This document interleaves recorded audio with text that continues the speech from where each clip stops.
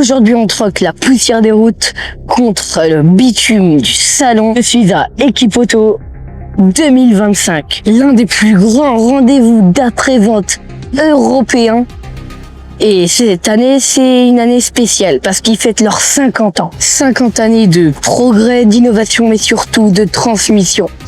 Ici, c'est un peu comme la foire au progrès mécanique. Toutes les pièces, tout ce qui fait évoluer nos véhicules sont ici. Ici, c'est le passé de l'automobile qui croise son futur et les clés plates à l'artificiel. Tout est ici. En tant que jeune créateur, c'est une chance immense d'être ici. Parce que l'automobile, c'est pas juste un volant, un moteur. C'est des métiers, des savoir-faire. Des gens qui travaillent, qui innovent et qui perpétuent une culture. Aujourd'hui, le but, ce n'est pas juste de filmer des stands. C'est de comprendre comment les marques peuvent-elles tenir alors que le monde change aussi vite que nos moteurs.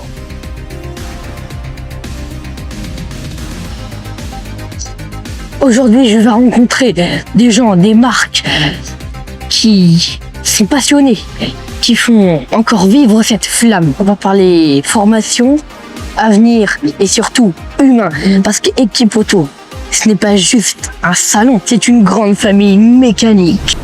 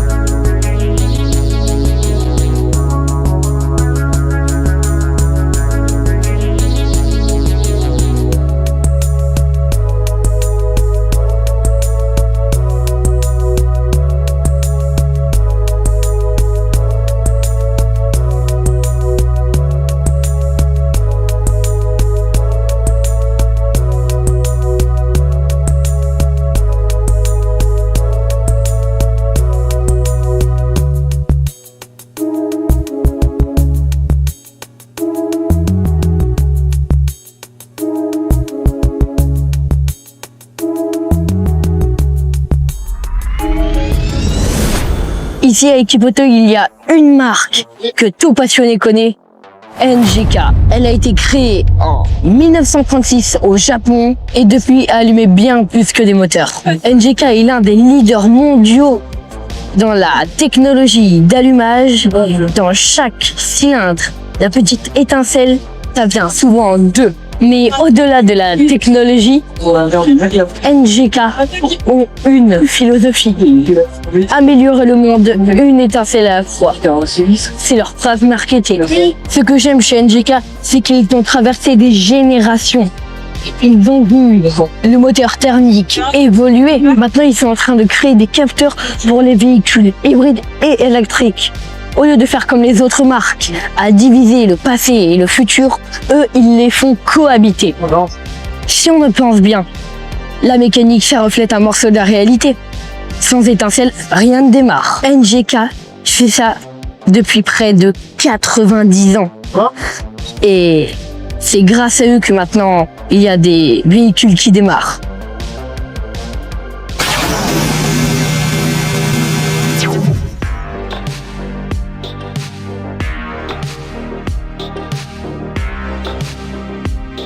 C'est notre visuel Iridium iX. Donc toi tu connais hein, Olivier, les bougies Iridium, voilà, c'est notre meilleure technologie. On appelle ça les métaux précieux parce que c'est une bougie qui contient de l'iridium dans l'électrode, la petite partie là qui est tout en bas. Et en fait ici on a une petite démonstration. Quand vous appuyez, vous voyez une électrode classique en nickel, l'étincelle que ça donne. Et ici à droite, l'iridium, comme vous pouvez voir, elle est beaucoup plus précise. C'est celle que j'ai. Et Ah ouais? changer moi-même en plus. Ah bah c'est bien ça, hein. Un jeune qui change lui-même ses bougies, c'est la base. Ici il y a un petit peu tous les segments. Les segments c'est les marchés sur lesquels on est présent. Donc bien sûr le 4 roues, le 2 roues. Mais voilà aussi la marine, la motoculture, l'agriculture, pour les motoneiges, voilà, c'est un petit peu tous les marchés où on vend des bougies. Vous faites beaucoup de gammes. Bah, on en a 11 maintenant, il y en a une nouvelle sur Equipoto. On vient de lancer aujourd'hui. On sort une gamme à peu près tous les 2 ans. C'est celle-ci, on va la voir juste après. Ça c'est NTK, et NTK en fait c'est notre deuxième marque avec NGK, c'est la marque sœur. NGK c'est tout ce qui est les produits d'allumage, et NTK c'est tout ce qui est la pièce technique, la gestion moteur. En fait toutes les pièces qui entourent la ligne d'échappement, elles sont regroupées sous le blason NTK. Donc NTK c'est tous ces produits là du coup. Oui, d'accord. Vanne EGR, capteur de pression des gaz d'échappement et de pression différentielle. On appelle ça les easy pièces. Capteur de température, sonde lambda, capteur de pression, capteur de vitesse, des bimètres d'air. Et le dernier, c'est celui-ci, le boîtier papillon. C'est le dernier de la gamme.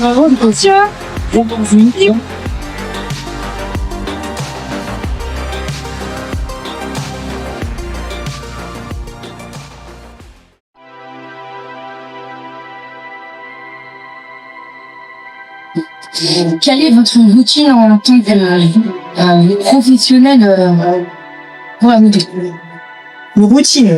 Alors la routine hebdomadaire, on va dire, je veux dire. J'essaye de faire du sport, donc de la muscu, on va dire 2-3 fois en ce moment, 3 fois par semaine. Maintenant que j'ai plus de 30 ans, je fais du yoga tous les jours. Figure-toi que ça fait un bien de dingue. J'ai plus de mal de dos, j'ai plein de douleurs qui ont disparu. Et donc voilà, ça c'est une vraie routine, matin et soir. Et après, j'essaie de faire de la moto le plus possible. Je garde comme principe que pour réussir à être fort en moto, faut faire le plus de moto possible. Et je trouve que c'est toujours vrai aujourd'hui, avec forcément voilà des trucs un peu complémentaires à côté. Forcément le sport ça aide, les trucs comme ça. Et voilà, après la routine, c'est prendre du temps avec mes chiens, avec ma famille, et voilà, c'est ce qui me rend heureuse quoi.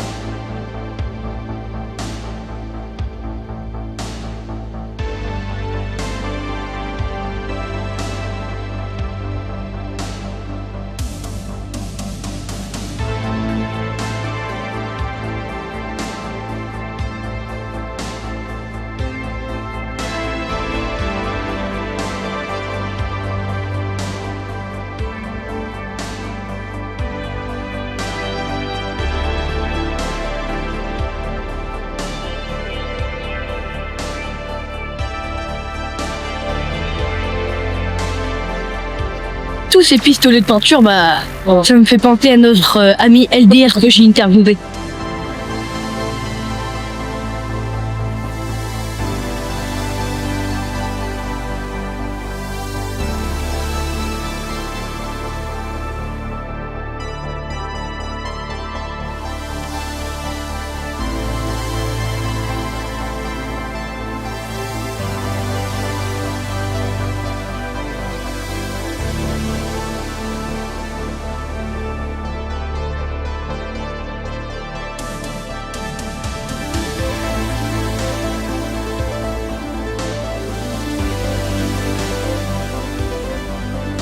Et vous avez la turbine, le fonctionnement de la turbine, le brûleur au gaz, et là je vais la remettre au niveau du tableau de commande, je vais la remettre en fonctionnement. Elle était passée en mode économie à un tiers de la puissance installée, et là on va aller dans la cabine qui est en fonctionnement, prête à éteindre.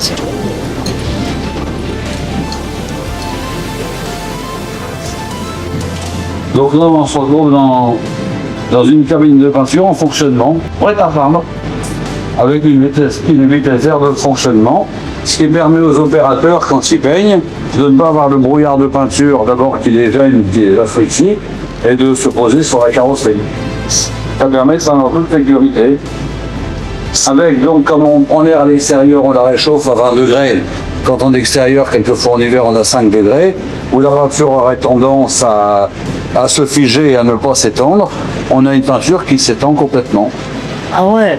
Et quand on est sorti de la phase de pistolage, après on se retrouve dans la phase d'étubage, c'est-à-dire ni plus ni moins que la cuisson pendant une quinzaine ou vingtaine de minutes, le véhicule peut sortir, il peut circuler ou on peut remonter les éléments en fonction des pièces qu'on a peint. Rapide. Et ici on a un langage fumigène qui permet de, venez voir, hein, monsieur, ou de l'autre côté, qui permet de simuler, on va voir derrière, qui permet de simuler le brouillard de peinture. Ah ouais. Je vous le refais. Ça permet de simuler. Quand vous pistolez, ça fait ça. Rien ne remonte. Avec une cabine assez grande qui permet de rentrer des utilitaires. Parce qu'évidemment, on a tous nos amis qui font des utilitaires qui ont besoin de hauteur et de grandeur. C'est l'américain.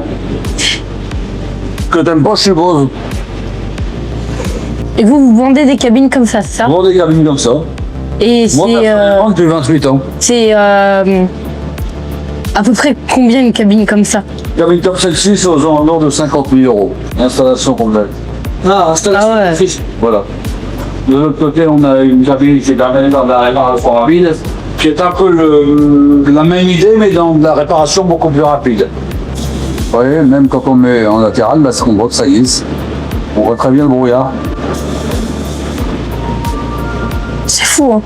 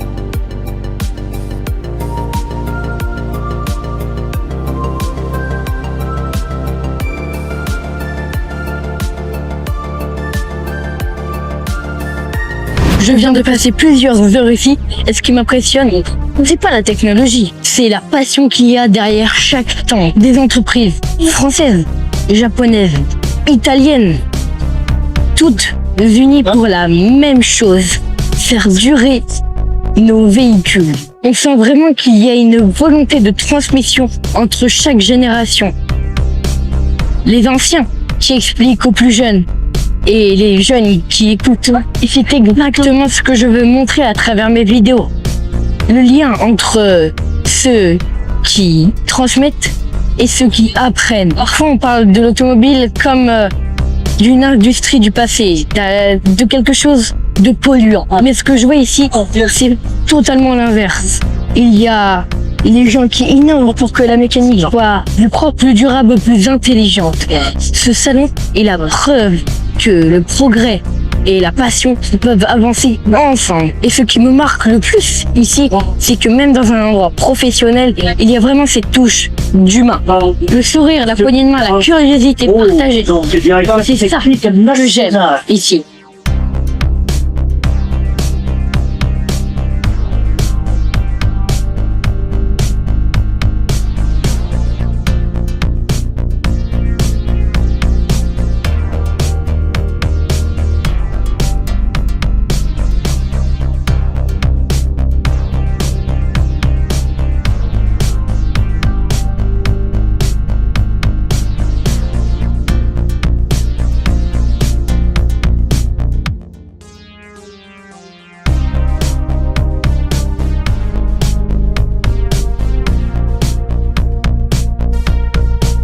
Les amis, fin du premier jour, mais c'est beaucoup trop grand. J'arriverai pas à tout filmer. Donc je vais revenir, je vais négocier avec papa et maman pour revenir samedi. Parce qu'au moins samedi, vu qu'il n'y a pas école, ils vont peut-être dire oui si je demande de venir demain. Je pense qu'ils vont pas dire oui. On verra s'ils accepteront. Ciao.